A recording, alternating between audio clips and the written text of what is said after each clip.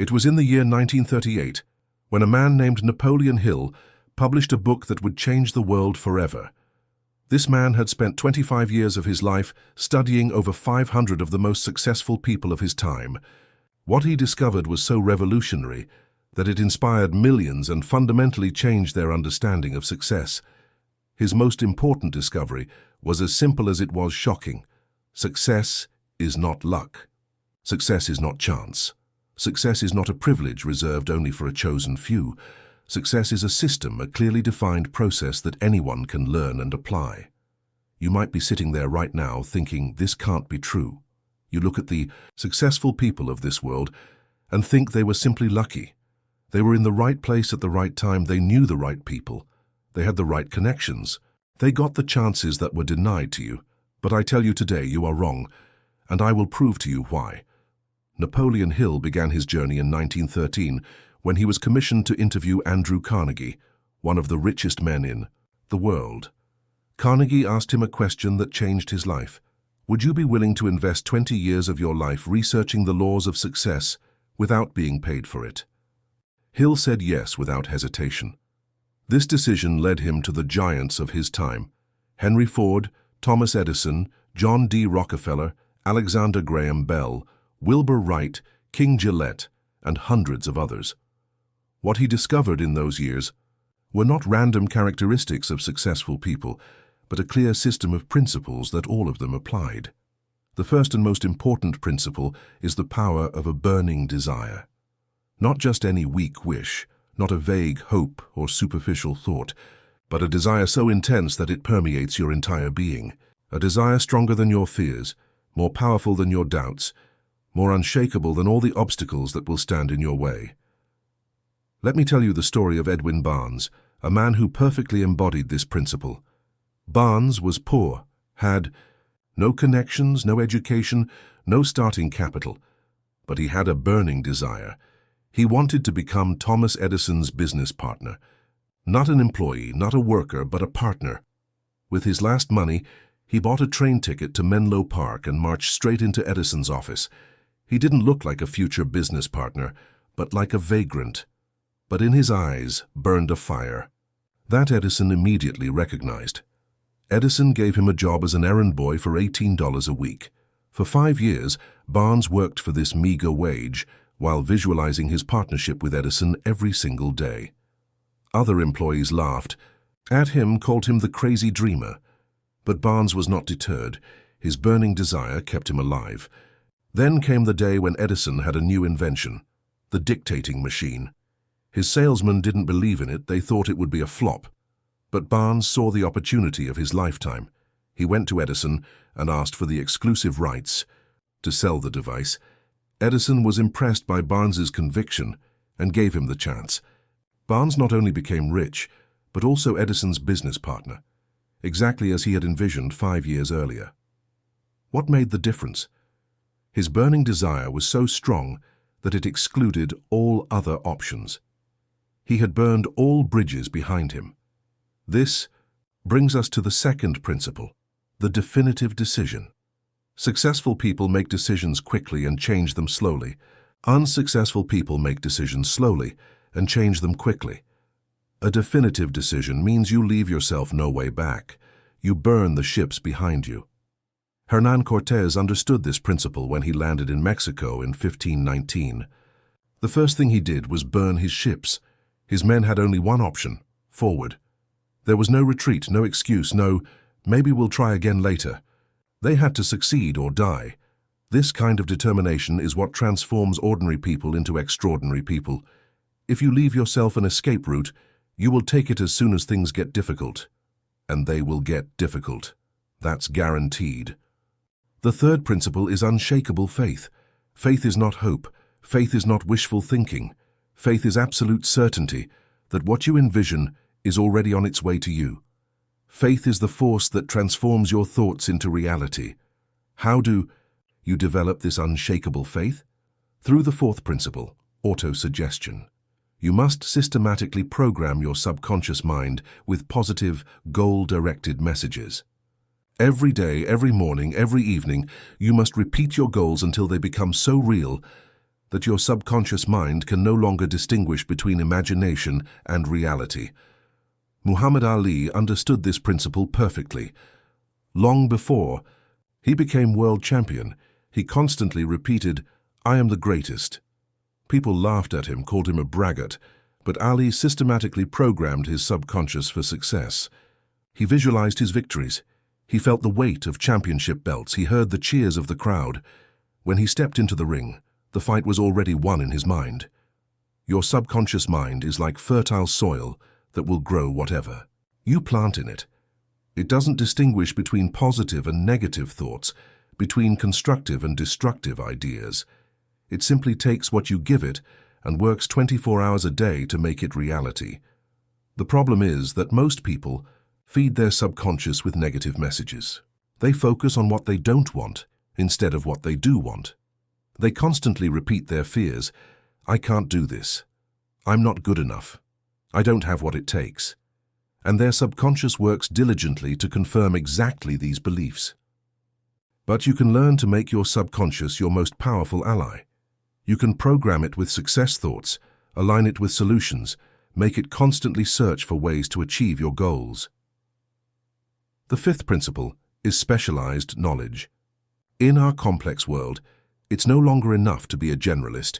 You must become so exceptional in one area that others are willing to pay for your knowledge. But here's the secret that most people don't understand. You don't have to know everything yourself. You just need to know where to find the knowledge you need and how to apply it. Andrew Carnegie, the richest man of his time, openly admitted that he knew less about steel production than his simplest workers. But he understood something much more important. He knew how to find the brightest minds, how to inspire them with a common vision, and how to combine their various talents into a powerful whole. Henry Ford couldn't explain all the technical details of his automobiles. When a lawyer once called him ignorant in court, Ford replied, "If I need to answer a question, I have a row of buttons in front of me, and I press the right button to call an expert who can answer any question I want answered. Why should I clutter my mind with general knowledge when I am surrounded by men who can supply me with anything I need?" This is the power of the sixth principle, the mastermind. A mastermind is the coordination of knowledge and effort between two or more people for a specific purpose. When two minds work together, a third, invisible mind emerges that is more powerful than both individually. Think of the great success stories in history. Behind each one stands a mastermind. Thomas Edison had his team of inventors. Henry Ford had his team of engineers and businessmen. The Beatles had each other. Steve Jobs had Steve Wozniak, and later, an entire team of brilliant minds at Apple.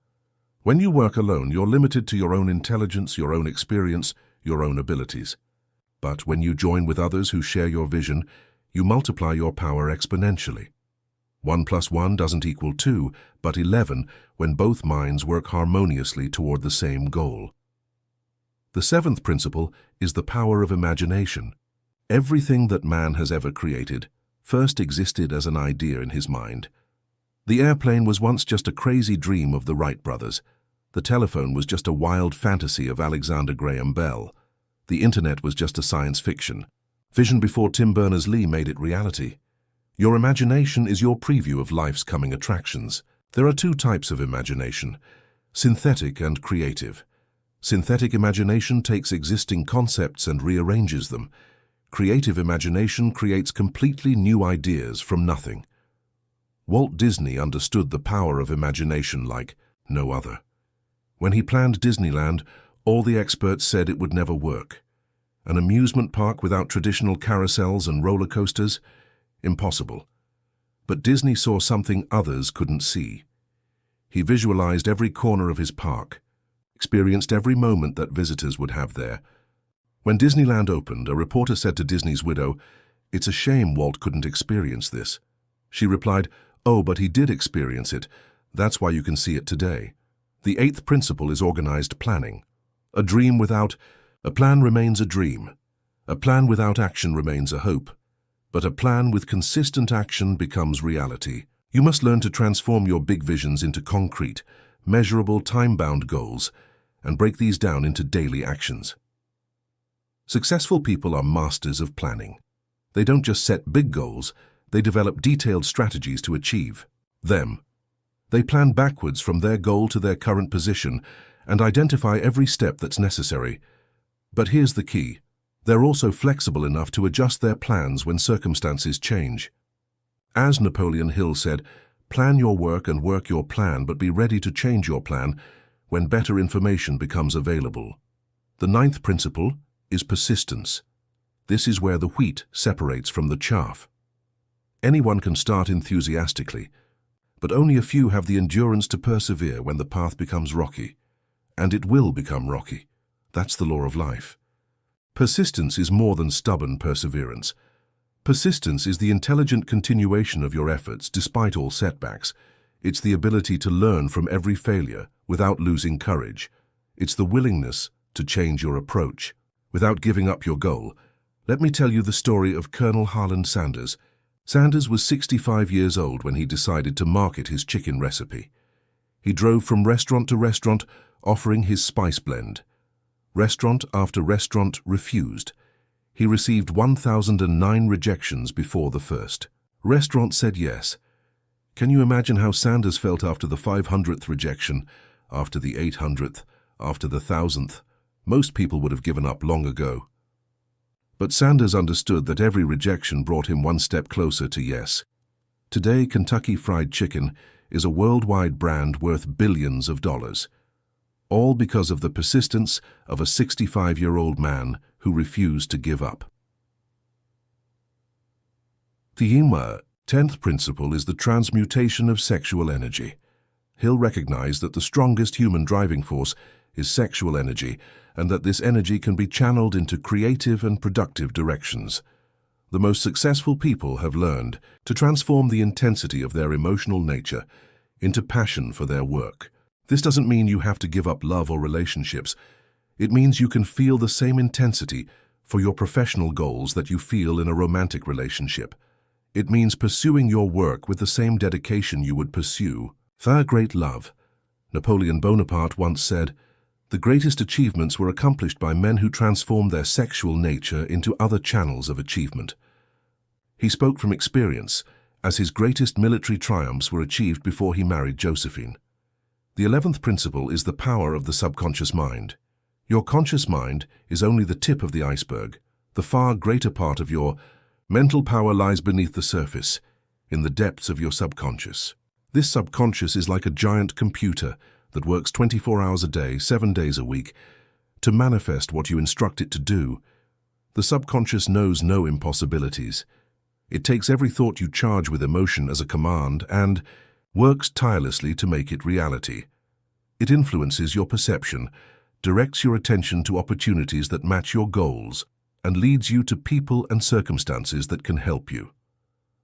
Thomas Edison understood this power of the subconscious and used it systematically. When faced with a difficult problem, he would sit in his favorite chair, hold steel balls in his hands, and fall asleep while thinking about the problem. When he fell asleep, the balls would drop and wake him up. In that moment, between waking and sleeping, he often received the solution from his subconscious. The 12th principle is the brain as transmitter and receiver. Hill recognized already in the 30s what modern neuroscience confirms today. Our brain functions like a highly developed radio that can both transmit and receive. When you tune your thoughts to a specific frequency, you attract people and circumstances that vibrate on the same wavelength. When you constantly think about success, occupy yourself with success, talk about success, then you transmit success vibrations and attract success-oriented people and opportunities. The reverse is equally true. When you constantly think about problems, lack, and failure, you transmit these negative vibrations and attract exactly what you actually want to avoid. The 13th and final principle is the 6th sense. This is the crowning achievement of all other principles. The 6th sense is the ability to receive information and insights that lie beyond the normal 5 senses. It's the intuition, the hunch, the gut feeling that often leads successful people to make the right decisions at the right time. But this 6th sense doesn't develop overnight.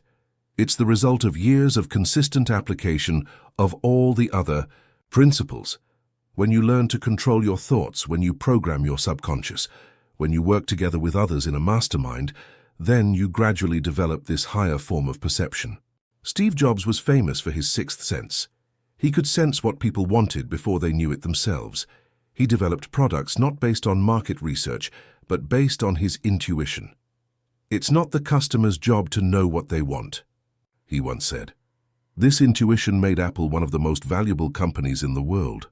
Now you might ask yourself, this all sounds very nice in theory, but does it really work in practice? The answer is all around you. Every great success in human history was achieved through the application of these principles. From the pharaohs of ancient Egypt to the technology moguls of the 21st century, from Alexander the Great to Oprah Winfrey, from Leonardo da Vinci to Elon Musk, all of them have consciously or unconsciously followed these eternal laws of success. But here's the most important truth you must understand. These principles only work if you apply them. Knowledge without application is completely useless. You can read all the books in the world, attend all the seminars in the world, watch all the videos in the world, but if you don't act, everything remains just beautiful theory. Application begins with a decision. Not with an attempt, not with an experiment, not with a let's see if it works, but with a definitive, irrevocable decision that you will be successful. This decision must be so strong that it excludes all other options. You must burn all bridges behind you, cut off all retreat routes. You must put yourself in a situation where success is the only option. The next step is formulating your definite, major purpose. Not 10 goals, not 5 goals, but one clear, unmistakable major goal that focuses all your energies like a magnifying glass. This goal must be specific, measurable, time-bound, and realistically challenging. Write it down. Not on your computer, not in your phone, but by hand on paper. There's a mystical power in the writing process that transfers your thoughts into physical reality. When you write something down, you give your subconscious the assignment to look for ways to make it happen. Then you must develop your plan. A goal without a plan is just a wish. Break down your big goal into smaller milestones. These into monthly goals, these into weekly tasks, and these into daily actions. The more detailed your plan, the more likely your success. But the most important step is the first step. You must begin implementation immediately. Not tomorrow, not next week, not when circumstances are perfect. Now, in this moment. Perfect circumstances will never come. Successful people act despite imperfect circumstances. Begin with what you have, where you are with what you know. As the ancient Chinese philosopher Lao Tzu said, a journey of 1,000 miles begins with a single step. But this first step is the hardest because it makes the difference between dreamer and implementer. Don't expect it to be easy. The path to success is full of obstacles, setbacks, and challenges. That's normal. That's part of the process. Every obstacle is an opportunity to grow. Every setback is a chance to learn. Every challenge is an opportunity to become stronger. Most people give up when it gets difficult. But you're not like most people. You now understand that difficulties are part of success, not its opposite. You know that every great success is purchased with great challenges. Surround yourself with people who think bigger than you. Avoid negative people like the plague. Their negative thoughts are contagious and will poison your own thinking. Instead, seek the company of people who have already achieved what you want to achieve, or who are at least on the same path as you. Read something daily that inspires and educates you. Listen to podcasts by successful people. Watch videos that expand your thinking. Feed your mind daily with positive, constructive material. Your mind is like a garden. It will grow what you plant in it. Review your progress daily. At the end of each day, you should ask yourself, what did I do today to get closer to my goal? If you can't answer this question satisfactorily, it was a lost day. But also be patient with yourself. Great success takes time. Trees don't grow overnight into majestic giants. A builder can't erect a skyscraper in one day.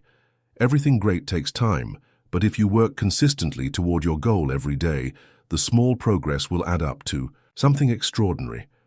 Always remember, you didn't come to this world to live a mediocre life. You came here to create something meaningful, to make a difference, to show what's possible when a person realizes their full potential. Within you lie abilities and talents that you don't even know you possess yet. You have the potential to accomplish great things, to solve problems that others consider unsolvable, to realize dreams that seem impossible to others. But this potential won't unfold by itself. You must awaken it, nourish it, develop it. You must be willing to invest more than others are willing to invest. You must be willing to persevere longer than others are willing to persevere. The price of success is discipline, persistence, continuous learning, and the willingness to make uncomfortable decisions. But this price is nothing compared to the cost of failure. The cost of failure is a life full of regret, a life full of what-ifs, a life where you never discovered your true potential. You now have a choice. You can read these words, nod, and go about your business. You can continue to believe that success is a matter of luck and wait for fate to knock on your door. Or you can take responsibility for your life and apply these proven principles to create the success you deserve. The decision is yours alone. But never forget, while you're reading these lines, somewhere someone who is the same age as you, with circumstances similar to yours, is applying these principles and radically changing their life. The question isn't whether it's possible. The question is whether you have the courage to try. Success is not luck. Success is not chance. Success is not a privilege of a chosen few. Success is your birthright. But you must claim it. You must earn it. You must reach for it with both hands and never let go. The time is now. The place is here. The person is you. Let's begin. Your successful life is waiting for you.